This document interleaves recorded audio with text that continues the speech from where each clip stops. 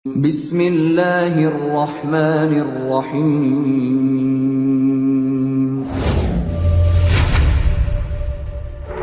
يا أيها الذين آمنوا ادخلوا في السلم كافة.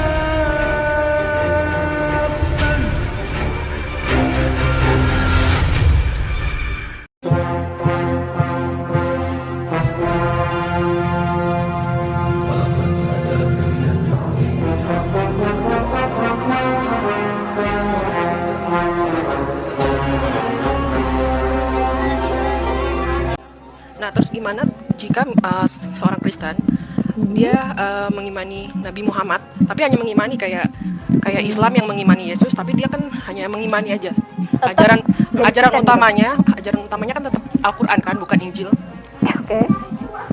Jika Kristen mengimani Nabi Muhammad, terus dia juga mengimani Allah yang tunggal, apa sebutan kafir itu masih berlaku buat dia?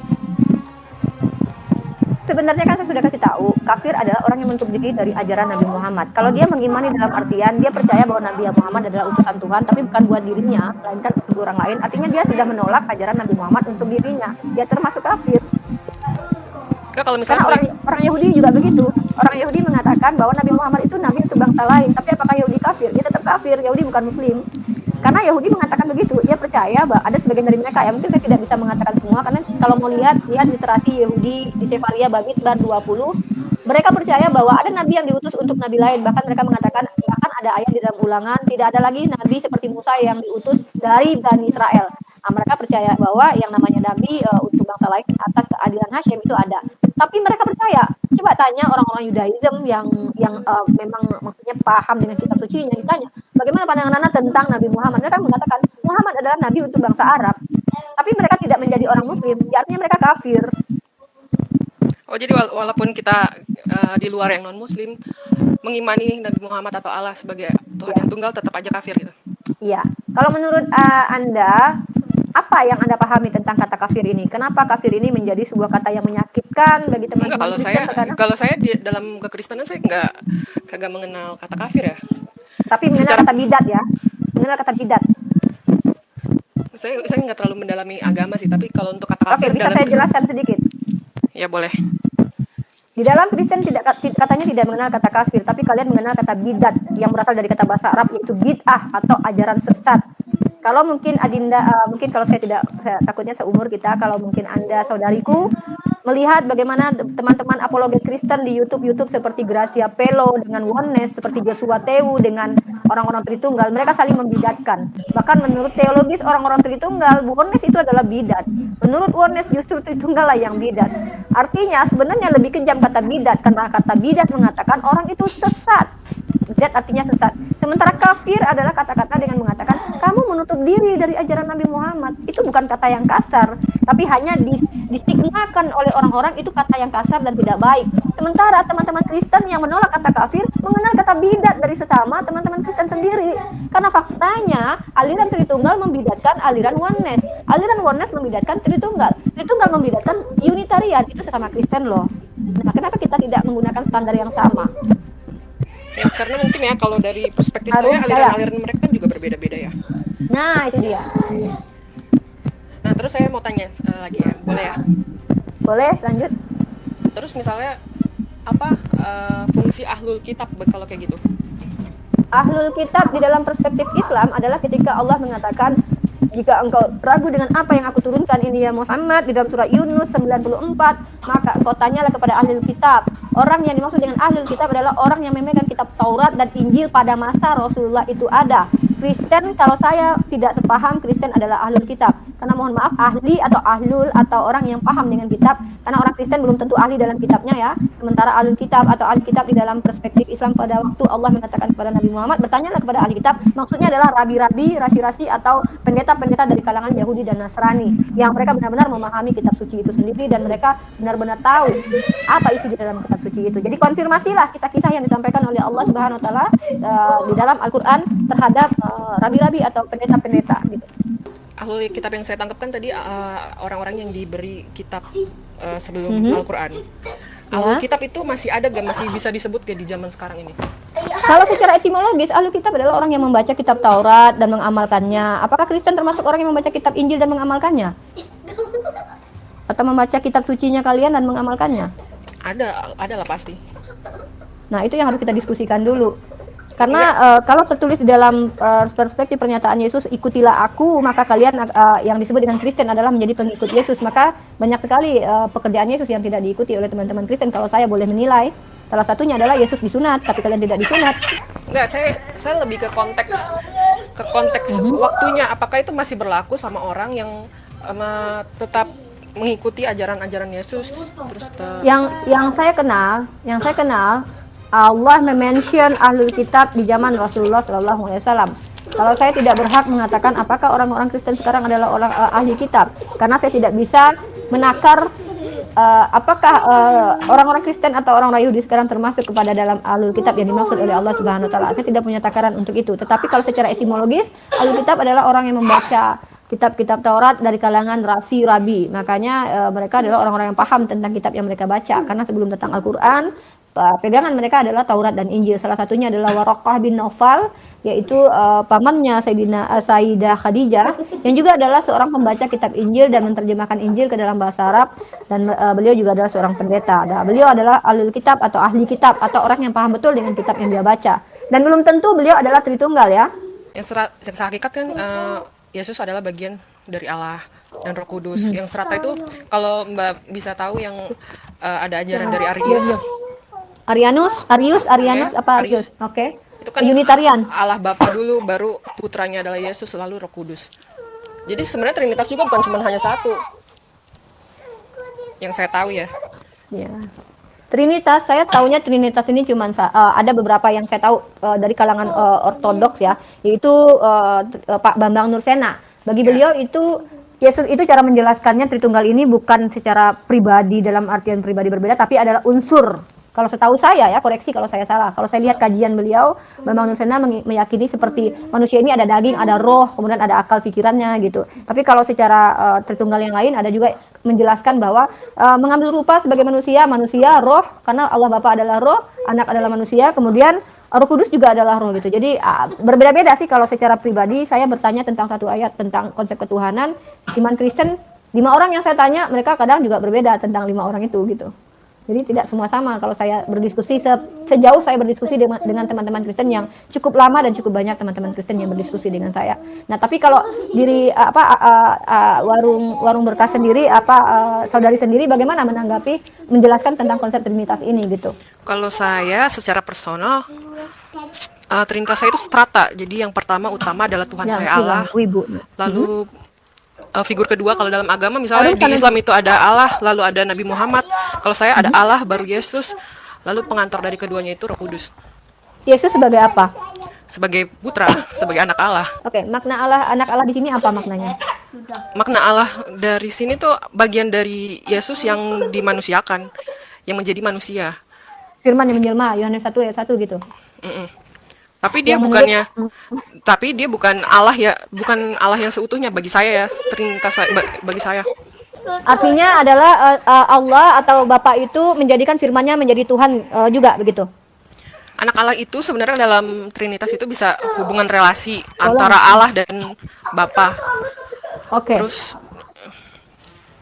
ya sebenarnya kan hubungan relasi juga di dalam Alkitab Musa sebagai anak Allah, Abraham sebagai anak Allah. Berarti alegori ya?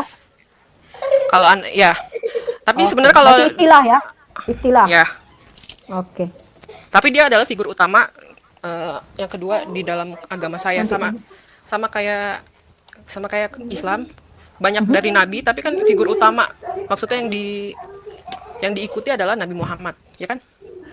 Ya, karena di perspektif Islam semua nabi adalah utusan Tuhan, tidak ada yang setara dengan Tuhan dan bukan bagian dari Tuhan, tapi hanyalah ciptaan atau makhluk Tuhan itu sendiri. Artinya adalah kalau nabi-nabi terdahulu bahkan Nabi Isa alaihissalam pun hanyalah utusan yang Allah ciptakan. Bukan bagian dari Tuhan kemudian dijadikan sesuatu lain yang setara dengan dirinya gitu. Itu di dalam Islam dulu. Nah, kalau di dalam kekristenan kan ini beda ya, karena Yesus itu adalah kalimat bagian dari Allah yang jadi manusia. Kalimat firman Allah yang menjadi manusia. Ketika Tuhan berfirman, maka firman-Nya berubah menjadi manusia, begitu ya. Ya. Apakah firman-Nya hilang, habis di dalam dirinya ketika firman itu berubah menjadi manusia? Apakah dia habis setelah itu bisu atau bagaimana? Ya enggak kan? Kan udah ada wujudnya nih. Gimana mau habis kalau Oke. misalnya ada wujudnya? Berarti ada probabilitas atau kemungkinan terjadi bahwa akan ada firman-firman yang lain. Kalau Tuhan berkehendak, akan dia berkata, akan ada lagi terjadi yang mengambil wujud atau mengambil rupa lagi, misal menjadi pohon atau menjadi kelinci, misal gitu kan? Kalau Ya secara ada. logika, Ya ada pasti. bukan. Maksud saya kemungkinan kalau Tuhan menjadikan firman-Nya menjadi mengambil rupa menjadi wujud manusia dan Dia menghendaki itu dan memiliki kehendak sendiri, artinya firman-firman yang lain ketika Dia berbicara bisa jadi menjadi mengambil rupa juga, mengambil wujud lagi gitu kan? Ada, Kan tapi kan esensinya nggak menjadi jalan kebenaran. Esensinya kalau misalnya Allah bilang jadilah pohon, ya jadilah pohon. Tapi kan kalau misalnya Yesus itu jadilah jalan kebenaran, jadilah terang dunia. Oke, jadilah terang dunia. Maksudnya dia Oke. tuh nilainya tuh nggak sama seperti hewan, tidak sama seperti benda-benda yang lain. Oke, kenapa hanya terpaut di dalam Trinitas saja?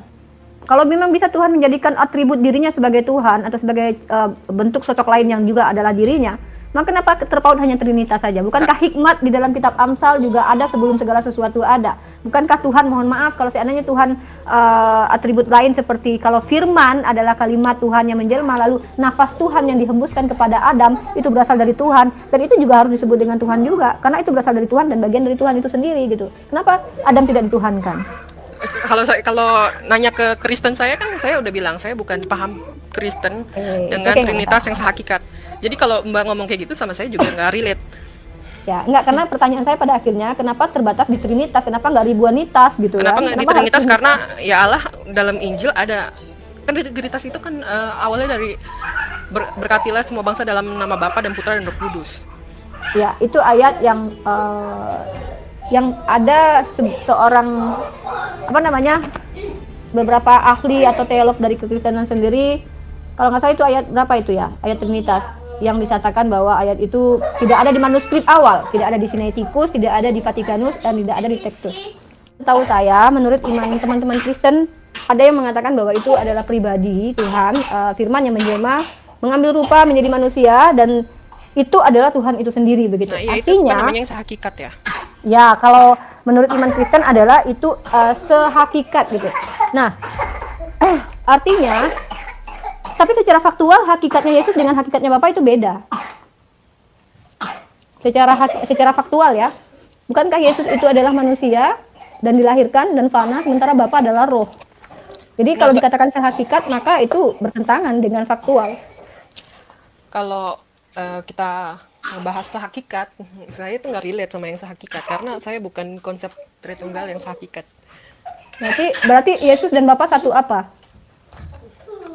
Ya bagi saya saat Yesus ngomong Bapa itu adalah Allah yang sebagai Tuhan. Yesus dan Bapa satu apa? Kalau bagi saya ini dari mana? Dari Kristen? Dari secara Kristen yang secara general atau bagi saya yang secara personal? Ya saudari saja, karena kan saudari yang memahami seperti apa gitu.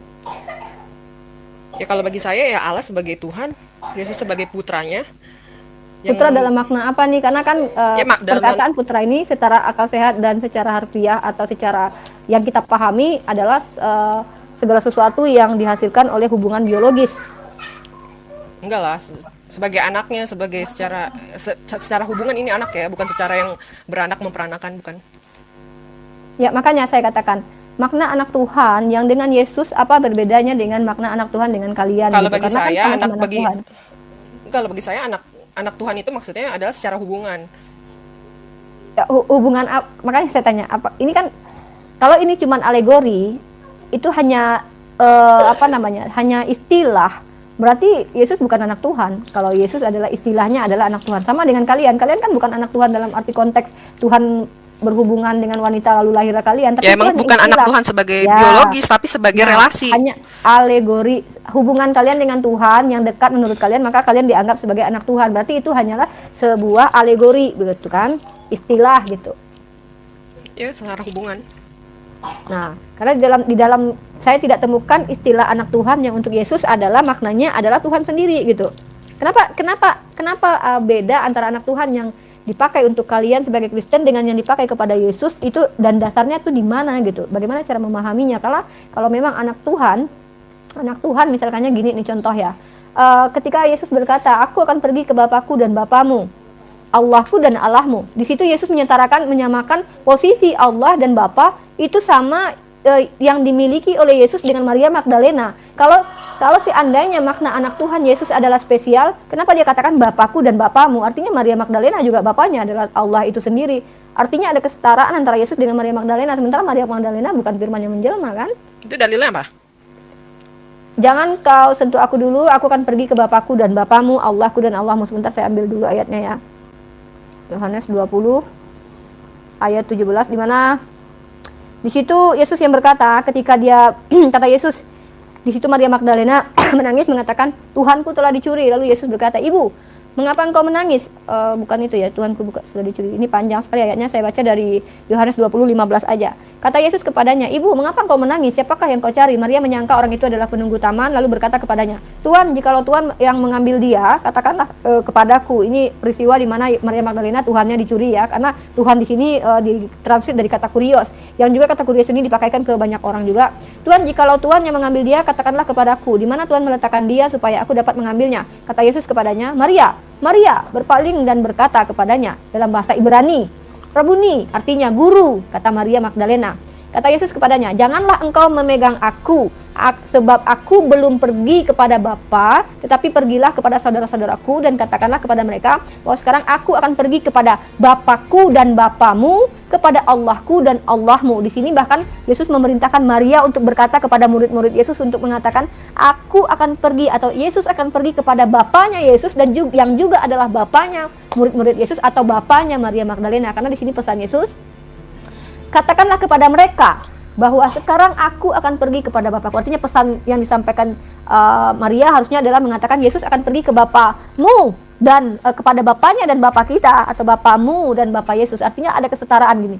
Jadi apa yang menjadi perbedaan antara Bapa Yesus yang maknanya adalah Yesus itu adalah bagian dari Tuhan dengan anak Tuhan atau Bapa yang dipanggil oleh teman-teman Kristen, karena Yesus sendiri menyamakannya gitu. Ya Bapak, kalau dipanggil untuk umat Kristen, anak bagi dari agama umat Kristen kan dia nggak punya dalil ayat, kamulah anakku. Tapi kan sementara kan Yesus ada. Ada kata itu sebenarnya. Saya akan jelaskan. Saya sudah pelajari itu. Ada nubuatan di dalam kitab Matius. Sebentar saya cari. Kitab Matius tentang nubuatan ini. Menurut kitab Matius, ini adalah nubuatan tentang Yesus yang datang dari Mesir. Dari Mesir kupanggil anakku. Pernah dengar ayatnya? Boleh di mention. Oke, kita bahas di sini. Ini di sini di dalam kitab Matius 2 ayat 18. Terdengarlah suara di Rama tangis dan ratap yang amat sedih. Rahel, ini terkorelasi ya. Matius 21 ayat 22 sebentar. Ini bukan ini, bentar saya lupa. Coba. Kita ambil dulu ya. Bentar ya. Ini Hosea 11. Ini sebenarnya mengutip kitab Hosea ya. Sebenarnya bukan kitab Injil ya? Tidak, ini kitab Matius mengutip kitab Hosea sebagai nubuatan untuk Yesus. Artinya di sini Matius mengatakan seperti apa yang Yesus dibawa oleh Yusuf ke Mesir, kemudian dia datang dari Mesir. Lalu kata Matius, telah genaplah yang dikatakan oleh kitab para nabi, yaitu mengutip kitab Hosea ini. Saya bacakan ayatnya di Matius dulu sebentar. Matius ayat biar saya sebentar. sama-sama. Sabar. Hosea 11 ayat 1. Nah, di sini di dalam Matius 2:15. Maka engkau harus berkata, sorry. Dan tinggal di sana, ini ya. Dan tinggal di sana hingga Herodes mati. Ini merujuk kepada Yesus ya. Tinggal di sana ini dari Mesir. Maksudnya Yesus pergi ke Mesir karena ada orang yang ingin Herodes ingin membunuh Yesus kan ketika dia ayat lahir. Berapa dulu? Matius 2:15. Oke. Silakan dibaca. Boleh dijelasin? Oke. Saya tidak mau menyimpulkan ajaran orang lain, tetapi saya mencoba mempelajari ini. Di sini tertulis bahwa Matius mengatakan maka Yusuf pun bangunlah Diambilnya anak itu serta ibunya malam itu juga, lalu menyingkir dia ke Mesir. Lalu Matius mengatakan, dan tinggal di sana hingga Herodes mati. Hal itu terjadi supaya genaplah firman yang difirmankan Tuhan oleh Nabi, dari Mesir kupanggil anakku. Artinya Matius mengatakan dengan kejadian Yesus pergi ke Mesir bersama ayahnya, maka itu adalah nubuatan untuk Yesus sendiri, karena pada akhirnya Yesus datang dari Mesir. Maka Matius mengatakan ini sudah ada nubuatannya di dalam kitab Hosea ayat 11. Matius 2:15. Saya lagi baca, ntar dulu. Oke, baca dulu. Oke, sudah bisa dipahami konteks ayatnya? Sebenarnya kan konteks ayat ini dari ayat 21 sampai Matius 2, pas dari 1 sampai 23 ya. Anakku ini kan juga merujuk. Kalau di situ anakku ini kan merujuknya juga kepada Yesus padanya. Iya, itu maksud saya. Maksud saya kan tadi kita bicara tentang anak kan. Lalu jadi begini, poin saya adalah saya bertanya, ketika Yesus mengatakan bahwa aku akan pergi kepada Bapakku dan Bapamu, halo?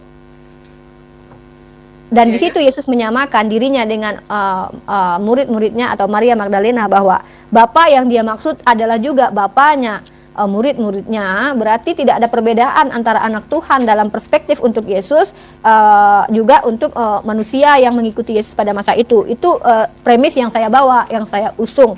Nah, sementara di teman-teman Kristen mengatakan beda. Yesus adalah anak Tuhan yang adalah dia sendiri berdasarkan kitab ayat Yohanes 1 ayat 1 yang menurut Santo Agustin, salah satu teolog Kristen, adalah diusung oleh Plato, yaitu himne Plato ya.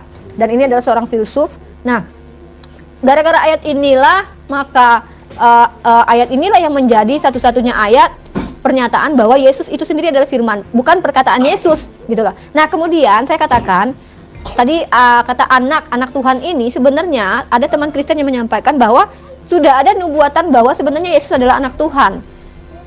Di mana itu saya usung ayat Matius 2:15. Di sini ada banyak permasalahan di ayat Matius 2:15 ini yang ingin saya sampaikan. Yang pertama adalah di sini Matius mengatakan bahwa yang disampaikan oleh Hosea di 11 ayat 1 itu menubuatkan tentang Yesus. Paham? Ya. Nah, masalahnya adalah yang menjadi permasalahan, kalau saudariku harus tahu, Matius ini hidup setelah Yesus. Kita sepakat dengan itu ya.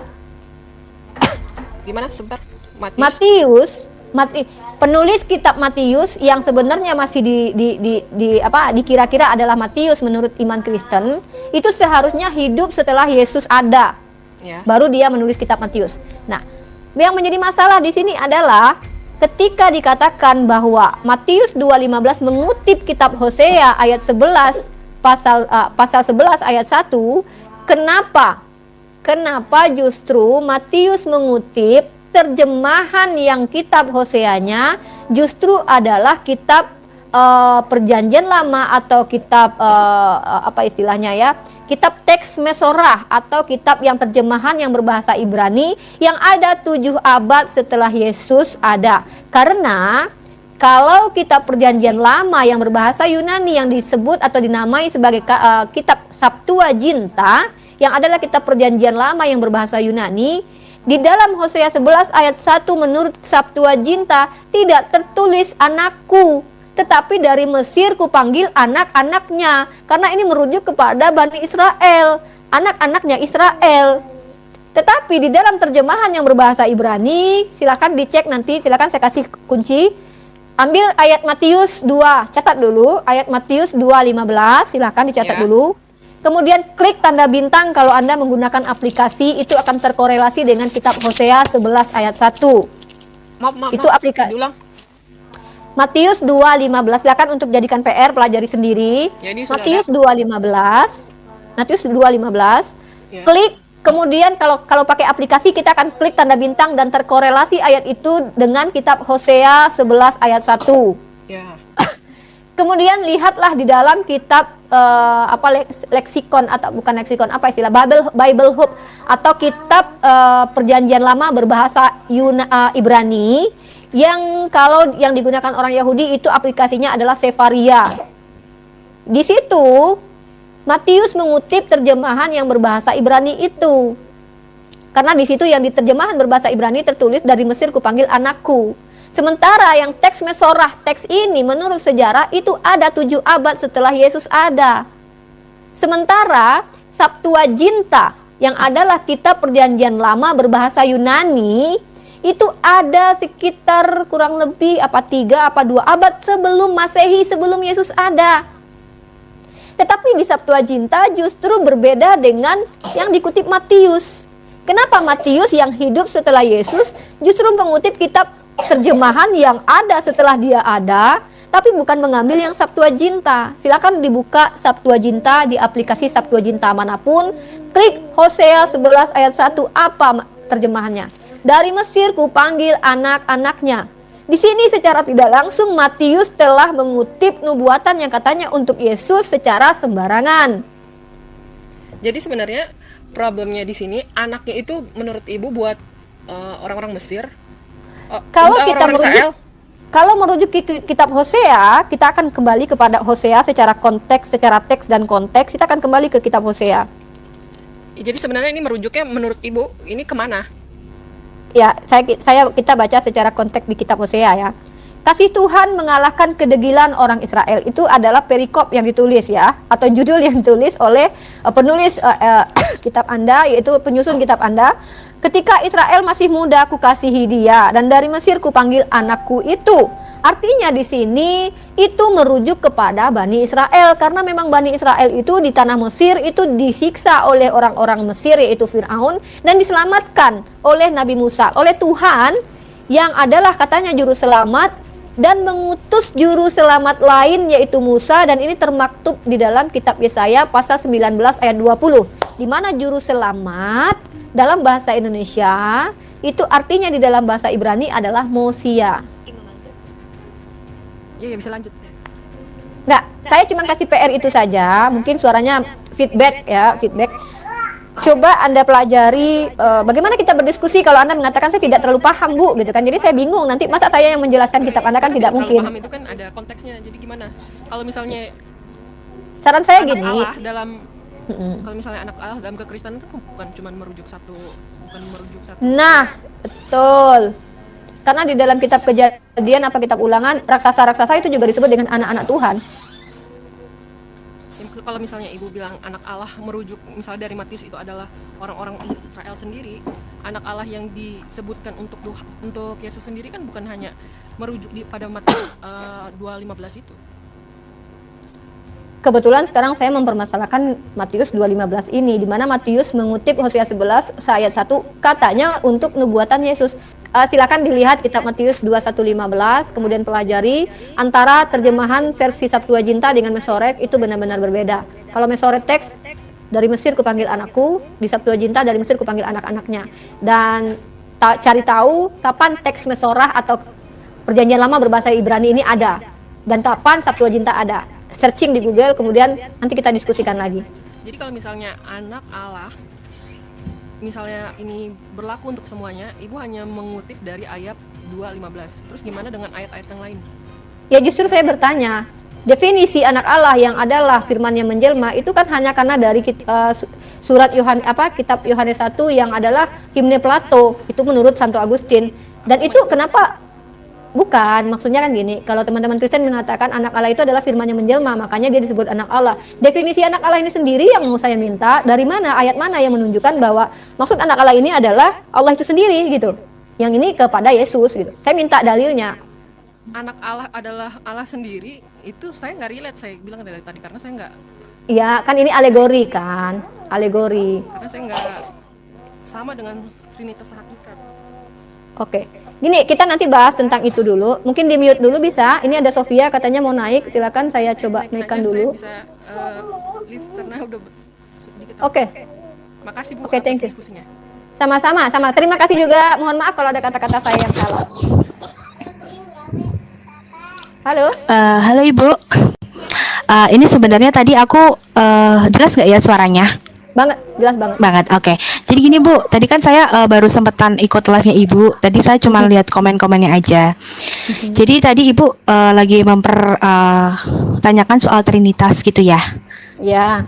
Ya, oke. Jadi begini Bu, jadi ini saya jelaskan dari doktrin agama Kristen.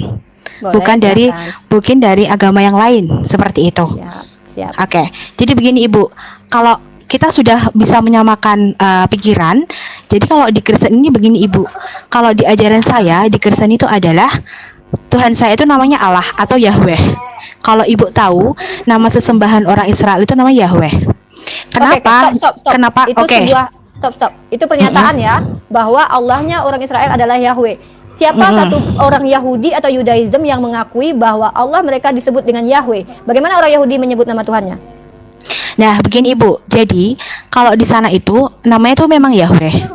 Tapi masuk ke dalam Alkitab bahasa Indonesia, Alkitab itu diterjemahkan dalam bahasa Indonesia jadinya jadi Allah. Seperti itu. Oke, jadi lanjut ke Trinity. Kita membicarakan kita harus jelaskan dulu ya. Gini sayang. Ketika kita membicarakan orang lain yang adalah orang Israel atau orang Yahudi, kita bicara tentang kitabnya orang Yahudi, kita tidak boleh serampangan mewakili mereka seolah-olah kita paham tentang mereka. Maka saya harus minta bukti. Mana buktinya bahwa orang Yahudi memanggil Tuhan mereka dengan Yahweh atau memanggil tetragrammaton huruf suci itu Yod He Vav Ve dengan panggilan Yahweh? Apakah orang Yahudi mengenal kata-kata Yahweh? Apakah gramatikal tetragrammaton Yod He Vav Ve itu sesuai dengan panggilan Yahweh itu? Karena ada Kristen lain yang menyebutnya dengan Yahwah malah. Apakah Yahweh ini dikenal di zamannya orang Israel gitu loh? Karena kan adik tadi Sofia mengatakan, oh Allahnya orang Israel kan Yahweh Bu gitu. Nah ini harus dijelaskan. Oke, jadi begini Ibu. Jadi setahu saya itu memang bagaimana cara pengucapannya saja. Cara Jadi pengucapan. Ibu, Kalau cara pengucapan saya. Oke, jadi begini Ibu. Jadi ada yang bilang Yahweh atau YHWH. Itu terserah itu mau dijawab apa seperti itu. Duh, gimana ya cara jelasinnya? Duh, gimana nih ya? Ibu mungkin saya tahu Ibu sudah belajar banyak sekali tentang agama Kristen ya. Seperti Yahudi, itu. Sepertinya terkhusus sebenarnya Yudaism. Yudaism. Baik Ibu. Nah, oke. Kristen juga. Iya seperti itu Bu. Nah, sekarang tadi kita lanjut ke to the point aja ya Bu ya. Yang tadi yang disampaikan dengan warung berkah itu yang masih jadi pertanyaan. Bisa dibilang? Jadi Ya, kan maaf tadi ya, jadi untuk yang di warung berkah itu kan soal yang Trinitas ya Bu ya. Seperti itu. Oke, maaf anak saya mengganggu ya. Oke. It's Ya, okay, jelaskan oke. Trinitas. Oke, jadi begini Ibu, kalau dalam teologi Kristen kita sebut Tuhan dalam kami itu namanya Allah. Begitu. Di mana kata Allah di dalam kitab kalian? Ya di Alkitab kita ada Allah. Ada kok di banyak Alkitab itu ada di dalam perjanjian lama. Ya, Jadi tidak usah saya Allah Bu, bukan Allah, beda Kak. Ya. Beda Allah. Tapi bukan tertulisnya Allah. di kitab kalian Allah. Iya, tapi ya? bacanya bukan Allah, Ibu. Tapi bacanya bukan Allah, Saya tapi paham. Allah. Saya Iya, paham begini. itulah Ibu, itu adalah kesalahan dari penerjemahan. Sebenarnya Oke, nama itu baik, tidak saya boleh paham. diterjemahkan. Jadi Siap, memang itu salah saya dari dari Alkitab Indonesia seperti itu ya Bu ya. Nah, Siap, baru itu LAI, saya acung betul. jempol. Nah, seperti itu ya Bu ya. Nah, setelah itu begini Siap. Bu. Nah, kalau dalam ajaran Kristen ini saya garis bawahi dari awal ya, ini dalam ajaran Kristen. Jadi Tuhan saya itu kita panggilnya Allah saja biar gampang. Nah, itu melihat manusia itu berdosa sejak Adam dan Hawa di Taman Eden yang makan buah, kalau dalam saya buah pengetahuan baik dan jahat, mungkin di agama Ibu buah kuldi ya kalau nggak salah, seperti itu. Oke, nah setelah itu kan manusia jatuh ke dalam dosa, betul? Karena seperti itu manusia Apakah jadi dosa semua? ini. Semua manusia berdosa? Karena keturunan Adam. Tapi di Kalau Alkitab Anda manusia tidak semua manusia berdosa. siapa Bu? Siapa Henok yang tidak berdosa? diangkat ke langit. Nah, tapi kan bukan menyatakan dia tidak berdosa. Bagaimana Ibu tahu kalau dia tidak berdosa? Mana Upah Mana kecil ayatnya? dosa adalah maut. Ya Benar betul, itu di perjanjian baru. Makanya karena Tuhan saya sangat mengasihi dunia ini, makanya Tuhan mencari cara bagaimana caranya untuk menyelamatkan manusia dan dengan cara menebus dosa manusia. Oke, stop. Bagaimana Sampai cara di situ dulu. menebus? Ya, oke. Kenapa Ibu? Tadi Anda mengatakan doktrin atau dogma Kristen mengatakan semua manusia itu lahir dalam dosa karena pada dasarnya dosa sudah diwariskan oleh Adam. Karena dosa Betul. Adam maka manusia berbuat dosa. Masalahnya Betul. faktualnya di kitab Anda, Henok diangkat ke surga oleh Tuhan karena hidup bergaul dengan Tuhan. Apakah Henok bukan bagian dari manusia? Betul memang Henok bagian dari manusia. Tapi saya tidak bilang kalau Henok itu tidak berdosa. Ya kalau begitu Yang mana saya dosanya bilang Henok? adalah, Kenapa dia diangkat ke loh, surga? loh, itu kan memang karena dia bergaul dengan Allah, tapi kita Berarti dia tidak tidak bisa karena berdosa. dosa itu, loh, Ibu tidak tahu kalau dosa itu bisa aja dosa keturunan. Kita tidak pernah tahu Upah kecil dari dosa keturunan. adalah Memang maut, memang maut. Kapan Henok mati? Ya di zaman dulu, ya saya tidak tahu kapan ya, di Gak tahun ada berapa. nas yang menuliskan bahwa Henok mati. Dia Tidak. diangkat hidup-hidup oleh Iya, Tuhan memang, karena dia memang. bergaul dengan Iya, Tuhan. betul. Artinya Henok Betul, tidak Ibu. berdosa. Karena kalau Henok berdosa, upah kecil dosa adalah maut. Harusnya Henok mengalami proses kematian, tapi Henok diangkat oleh Tuhan. Artinya Henok tidak berdosa karena hidup dekat dan bergaul dengan Tuhan. Lalu Iya, bagaimana betul. dikatakan kitab Anda mengatakan semua manusia berdosa, tetapi faktualnya di dalam kitab Anda Henok diangkat ke langit tanpa ada penebusan, tanpa ada apa-apa, langsung diangkat oleh Tuhan. Dan dia hidup bergaul dengan Tuhan. Dia diangkat ke surga loh. Katanya nggak bisa masuk surga kalau tanpa penebusan Yesus, harus melewati Yesus. Henok aja udah duluan naik ke surga sebelum Yesus naik ke surga. Gimana itu? Nah, begini Bu. Jadi memang ada perjanjian lama dan perjanjian baru, dan penebusan itu ada saat perjanjian baru. Mungkin Ibu tahu kalau di masa kenapa ada Yesus di dalam kitab Matius sampai Yohanes itu karena apa? Karena dalam sejarahnya Israel itu kan bangsa yang dijajah oleh bangsa-bangsa lain seperti Mesir, Babilonia dan lain sebagainya. Ibu tahu, nah pada saat itu mereka sangat merindukan yang namanya Mesias, juru selamat. Dan mungkin kalau Ibu belajar tentang Yudaisme, mereka tidak percaya Yesus itu sebagai juru selamat. Ya. Seperti itu. Ya, Ibu tahu kan seperti itu. Nah, makanya yang ada di dalam pikiran Israel saat itu adalah Mesias itu, juru selamat itu adalah orang yang bisa membebaskan Israel. Nah, Oke, tapi stop. konteksnya ini, kenapa Ibu? Stop. Menurut perspektif orang Israel, apakah mereka meyakini yang disebut dengan Mesias atau Mesia yang mereka tunggu adalah Tuhan yang menjelma menjadi manusia? Nah, kalau untuk yang sekarang memang ada yang percaya dan ada yang tidak, dan yang tidak itu yang sekarang tetap yang menjadi Yahudi itu. Kita tidak bicara orang Yahudi yang murtad ke Kristen ya, ini udah beda. Loh, ya bukan, Maksud memang saya, ada. Iya, betul, yang ditunggu betul. orang Israel pada waktu itu Mosia yang adalah juru selamat. Apa definisi Mosia itu? Apakah Tuhan sendiri yang menjelma menjadi manusia menurut perspektif Kristen? Itukah yang ditunggu oleh orang Yahudi? Atau juru selamat sama seperti Musa yang menyelamatkan mereka dari tanah Mesir? Karena Musa juga Mosia di dalam kitab Yesaya 19:20. Silakan dibuka. Baik Ibu, saya tahu arahnya Ibu kemana. Jadi memang yang dipikirkan oleh bangsa Israel itu adalah orang yang bisa melepaskan dari jajahan itu. Jadi Israel tuh ingin merdeka biar gak dijajah lagi seperti itu. Tapi kita tidak pernah tahu rencana Tuhan saya Ibu. Seperti itu. Jadi kalau Ibu mau mengatakan salah, ya namanya Tuhan juga kan, Tuhan kan juga punya rencana juga gitu loh. Jadi kalau Ibu tetap ngotot untuk menyalahkan bagaimananya, ya itu tidak bisa karena pengertian Ini, kami, Sofia. pengertian kita beda Ibu gitu loh. Iya. Ajaran kita beda gitu. Kalau kita berbicara iman, kita tidak perlu diskusi, oke? Oke. Kalau iman ini hal yang tidak bisa didiskusikan. Kalau saya percaya sepatu adalah sendal, nggak ada yang bisa membantah saya, itu hak saya. Kalau saya percaya kaki adalah kepala, itu hak saya mengatakan. Tapi saya harus bisa membuktikan bahwa kepala yang kata saya adalah kaki, itu adalah kaki berdasarkan bukti. Karena tidak bisa kita bicara tentang kalau di ranah diskusi, kalau hanya iman saja selesai diskusi, nggak perlu diskusi. Tapi yang saya maksud di sini adalah tentang anak Allah sudah selesai. Lalu tentang Mosia atau Mesias, tentang Allahnya orang Israel.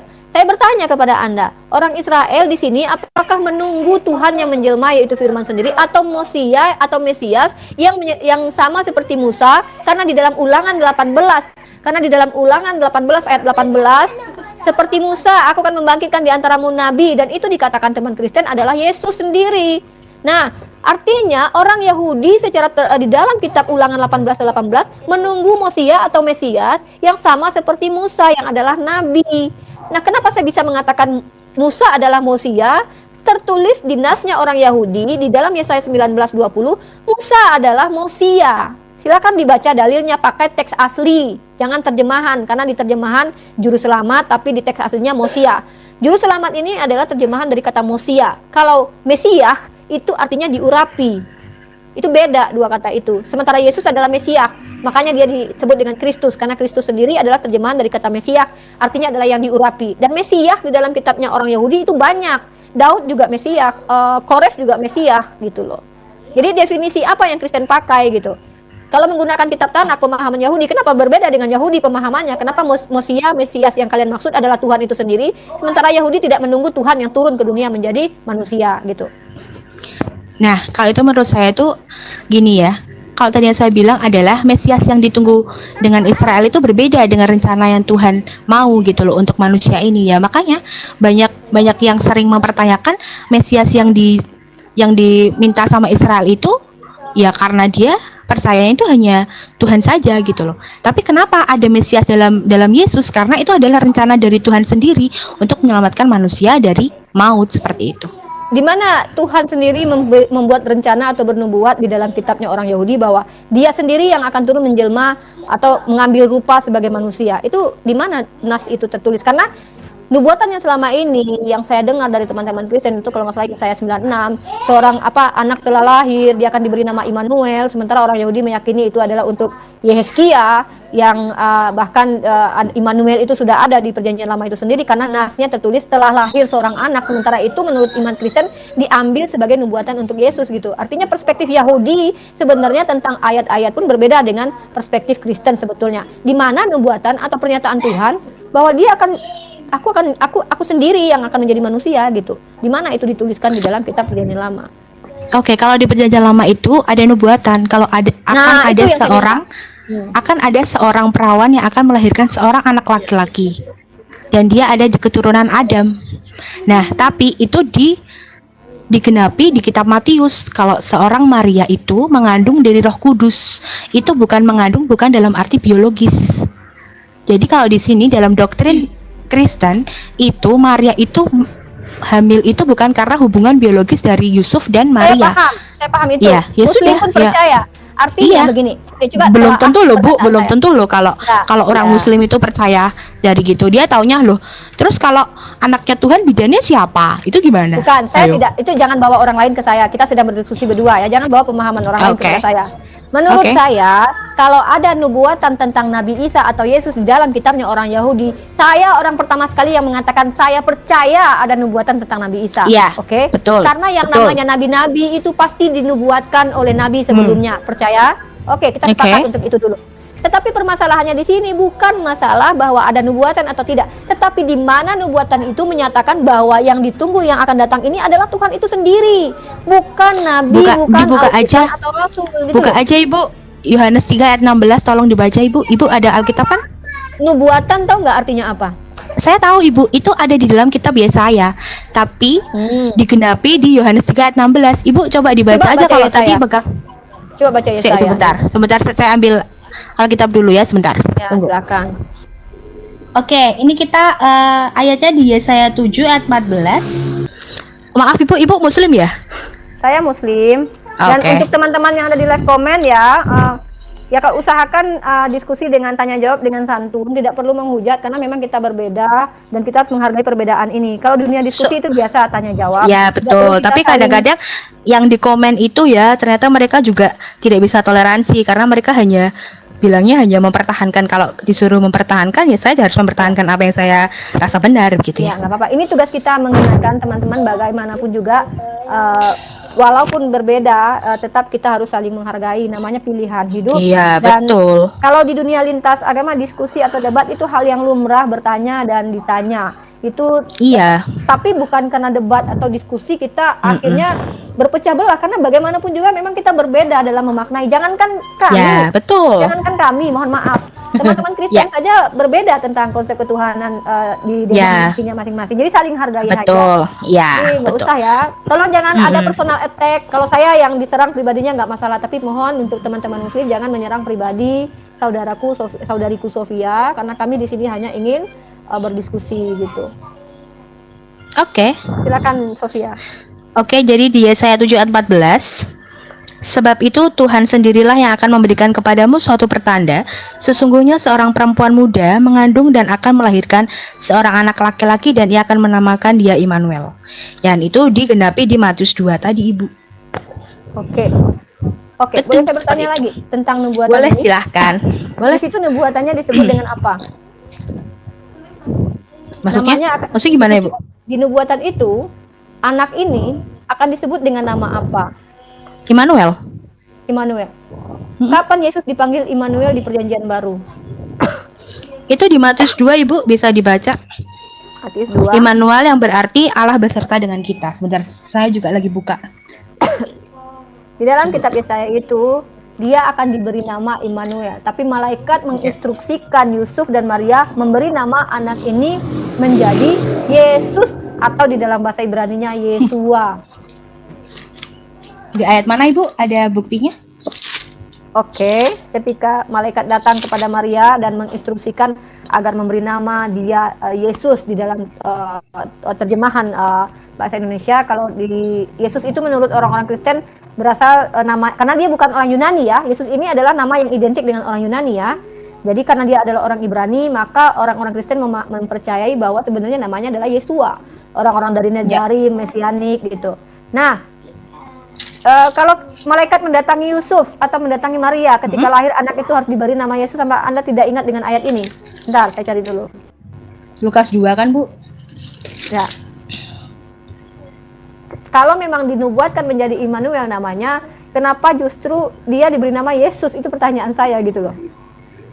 Oh, jadi Ibu ini mempermasalahkan kenapa nubuatannya nubuatannya Immanuel, tapi namanya Yesus gitu ya? Ya, oke, gitu. sebentar. Kan kalau secara nubuatan harus tepat dan akurat gitu. Kalau misalnya Tuhan berkata ini anak akan lahir namanya Rifa, tapi tiba-tiba Tuhan melalui malaikatnya justru beri nama Santi gitu kan? Maka nubuatan ini salah. Karena gini, Immanuel sendiri, saya akan jelaskan di sini. Immanuel artinya adalah apa? Allah bersama kita. Allah Bu. Allah bersama kita, oke. Karena di dalam LAI pun ditulis double L ya. Allah bersama kita. Nama Tuhan ini sudah lazim digunakan kepada orang-orang yang ada di dalam kitab PL gitu. Jadi bukan hal yang aneh. Bahkan Immanuel itu ada tertulis di dalam kitab PL. Saya lupa ayatnya sebentar, di mana Immanuel ini. Ya itu tadi Yesaya. Immanuel itu. Ya itu kan nubuatan. Anak ini akan diberi nama Immanuel, tapi Immanuel ini sudah ada gitu. Ya Immanuel itu sudah ada gitu loh. Immanuel itu gimana sudah Bu? ada. Coba Bu. Iya, di mana coba? Karena kan kalau di kitab, kalau nubuatan itu kan pasti harus ada penggenapan. Nah, penggenapan di dalam agama Kristen ini di Perjanjian Baru, Ibu. Ya itu saya tanyakan tadi, karena ini bertentangan dengan penggenapan. Kalau memang dia akan diberi nama Immanuel, tetapi justru dia diinstruksikan oleh malaikat, berikan nama anak ini Yesus gitu. Apa Anda lupa ayatnya? Saya juga lupa nomor ayat itu. Ketika malaikat sama kok. Sama kok Bu. Kata siapa beda? Ada kok di Matius 1 ayat 23. Bentar, Matius 1 sesungguhnya ayat anak darah 23. Bukan begitu maksud saya. Gini, Anda pahami dulu. Ketika Tuhan menubuatkan bahwa anak ini kelak akan diberi nama Immanuel atau dipanggil Immanuel, tetapi justru kenapa malaikat memberikan nama anak ini Yesus? Ngerti nggak? Dan kapan Yesus dipanggil Immanuel di dalam kitab Perjanjian Baru gitu? Sekarang gini Bu, kalau nubuatan ini harus terpenuhi loh. Nubuatan ini harus terpenuhi. Biar akurat. Nah. Kalau masalah anak darah, ini saya akan koreksi ya. Teks bahasa Ibrani terjemahannya. Saya belum bisa menampilkan literasinya di sini. Menurut penelitian kami ya, yang anak darah di sini itu tidak sesuai dengan terjemahan atau bahasa aslinya. Nanti next time kita bahas itu, karena ini akan panjang durasinya dan akan panjang materinya, dan saya juga harus memiliki literasi, saya nggak mau bicara asumsi. Nah, tetapi kembali lagi ke sebuah pertanyaan yang logis, ketika Tuhan sudah nubuatkan ini anak akan dipanggil Immanuel atau dinamakan Immanuel, tetapi justru malaikat datang kepada Maria mengatakan, berilah nama anak ini Yesus. Dan dia tidak pernah dipanggil Immanuel sama sekali di dalam kitab Perjanjian Baru. Sebentar Ibu, kalau Ibu tadi ngomong namakan dia Yesus di ayat mana ya Bu ya? Oke. Kan Immanuel kan artinya kan Allah beserta kita. Contoh deh, misalnya namanya, kapan dia misalnya namanya siapa ya? Coba, misalnya Indah. Indah itu artinya sesuatu yang menyenangkan misalnya. Itu kan berarti kan belum tentu nanti misalnya kan namanya kan juga bukan tentu harusnya sesuatu menyenangkan, kan bisa indah, bisa elok, seperti itu loh Bu. Ini saya sebutkan ayatnya ya. Di nubuatan dikatakan anak ini akan diberi nama Immanuel. Ayatnya berapa Bu? Bentar, saya cari dulu. Bentar ini. Malaikat menemui Maria, Lukas 1:26, coba Lukas 1:26. saya sih sebenarnya terbuka ya untuk diskusi seperti ini. Tapi sebenarnya Ibu juga mengajak diskusinya juga yang harus satu level juga Ibu, karena tadi yang saya lihat juga saya pun juga merasa belum Lukas itu. 1:31. Lukas 1:31 coba baca. Sesungguhnya engkau akan mengandung dan akan melahirkan seorang anak laki-laki dan hendaklah engkau menamai dia Yesus. Sementara nubuatannya dia akan dipanggil atau diberi nama Immanuel. Yesus artinya apa coba? Sekarang saya tanya. Sebentar. Yesus artinya apa? Di dalam bahasa Yunani, Yesus itu artinya aku, sus kuda. Itu kalau di dalam bahasa Yunani, Yesus artinya aku kuda loh. Tapi orang-orang Kristen mengatakan namanya itu kan diterjemahkan ke bahasa Yunani. Dia kan bukan orang Yunani karena ibunya berbahasa Aram. Maka namanya adalah Yesua gitu. Ya memang nama Yesus itu dari Yesua Ibu, bukan dari Yesus seperti itu. Ya, itulah kata saya. Tetapi kalau seandainya dia diberi nama Yesua, lalu dia di awal, Yesua adalah bahasa Ibrani, Immanuel adalah bahasa Ibrani, Tuhan menubuatkan anak ini akan diberi nama atau dipanggil Immanuel, tetapi justru malaikat datang mengatakan anak ini namanya dikasih Yesua aja gitu. Apa Tuhan mengganti namanya dari Immanuel, dari Yesua gitu loh? Tidak. Dan kapan dia dipanggil Immanuel di kitab PB? Kapan nubuatan ini tergenapi? Immanuel itu kan Allah beserta dengan kita, Ibu. Jadi kalau Ibu mau mempermasalahkan artinya Immanuel, kapan Yesus dipanggil kan Immanuel itu? Kita kembali ke nubuatan. Nubuatannya dia akan dipanggil Immanuel, Tuhan bersama kita. Di mana dia dipanggil Immanuel ini, di mana gitu loh. Kapan? Kapan dipanggil oleh orang-orang perjanjian baru gitu. Jadi Ibu pemikirannya tuh misalnya kalau panggilan misalnya nama Ibu misalnya siapa ini? Saya Ibu Rifa. Misalnya nama saya adalah Cantik gitu kan. Cantik, terus Ibu dipanggil Rifa. Bukan, kata Tuhan begitu. Ya nggak ada artinya, Rifa nggak ada artinya misalnya. Jadi kata Tuhan gini, seorang anak akan datang di kota Jakarta dan dia akan diberikan nama Rifa atau dipanggil dipanggil Cantik gitu. Tiba-tiba malaikat datang, namanya dikasih wangi gitu. Ya, di mana korelasinya, di mana benarnya nubuatan ini? Artinya nubuatan dengan yang terjadi tidak tergenapi karena pada dasarnya Yesus dikasih nama Yesus oleh malaikat. Yang kedua, dia tidak pernah dipanggil Immanuel di dalam kitab Perjanjian Baru. Artinya apa yang disebut menggenapi di sini karena tidak tergenapi pernyataan Tuhan, tidak akurat gitu. Bagaimana mungkin Tuhan yang sudah menubuatkan tapi mengingkarinya dengan memberi nama justru Yesua, bukan Immanuel. Kan begitu logikanya gitu loh. Iya Ibu, Immanuel itu kan artinya Allah beserta dengan kita. Iya, nah, itu nama Yesus itu kan sama saja itu. Artinya kan sama saja Ibu. Apa arti Yesua apa secara gramatikal? Yesua itu adalah Bu, maaf kalau saya memang tidak memahami arti bahasa Ibrani atau Yunani ya seperti itu. Yang saya pakai adalah Alkitab saya seperti itu. Jadi kalau Ibu mau tanya apa artinya dalam bahasa Ibrani, memang saya tidak tahu seperti itu. Dan dari tadi Ibu sangat fokusnya dengan bahasa Ibrani sama dengan Yunani. Padahal Alkitab yang kita pakai adalah Alkitab terjemahan bahasa Indonesia. Baik. Gitu. Boleh saya memberikan pandangan? Boleh saya berikan pandangan? Boleh, silakan Ibu. Saya tidak memaksa Anda harus menguasai bahasa Ibrani atau bahasa Yunani. Saya tidak paksa. Tetapi ketika kita berbicara tentang segala sesuatu yang diterjemahkan dari bahasa asing, tapi kita tidak mengerti arti di bahasa asing itu sendiri. Contoh, kita bicara tentang kata Allah yang ada di dalam bahasa Arab. Di dalam bahasa Arab, Allah itu adalah proper name. Lalu kita bicara di Indonesia ini semena-mena. Oh enggak, Allah itu artinya Tuhan. Sementara Tuhan di dalam makna orang Arab adalah ilah.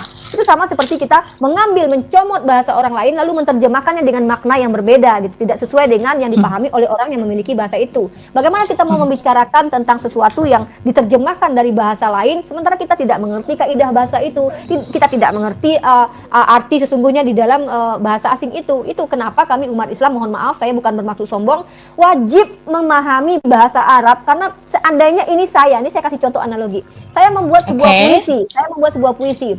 Aku seorang wanita yang lelah banting tulang. Tiba-tiba ada orang Rusia menerjemahkan perkata dan dimaknai, kurang ajar ini wanita, hebat sekali dia. Tulangnya aja bisa dibanting.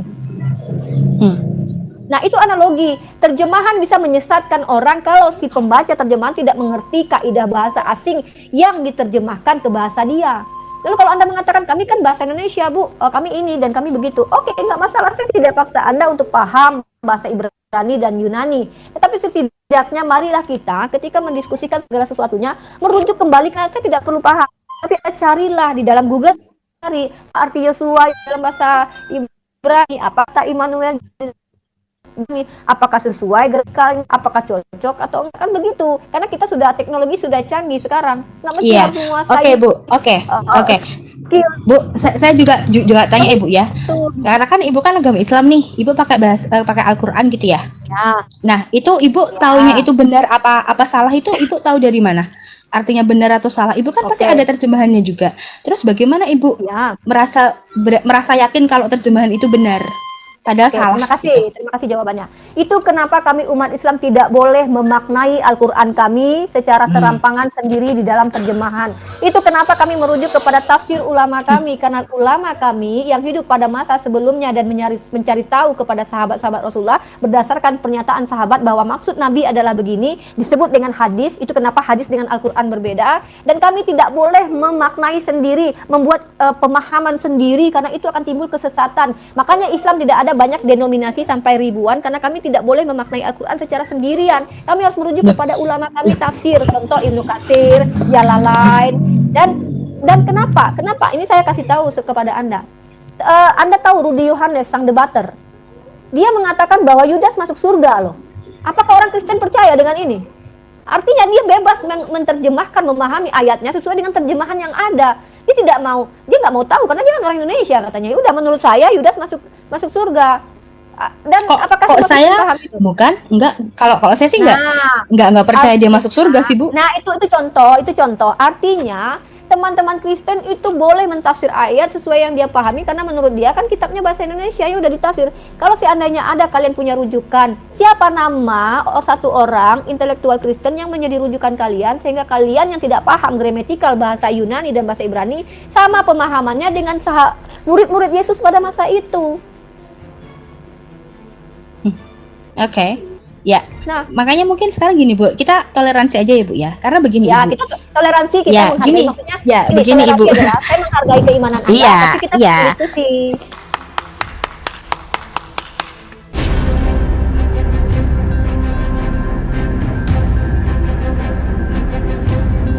The religion of Jesus was Islam. Because with Allah, there is only one religion. He says, Inna dina indallahi al-Islam.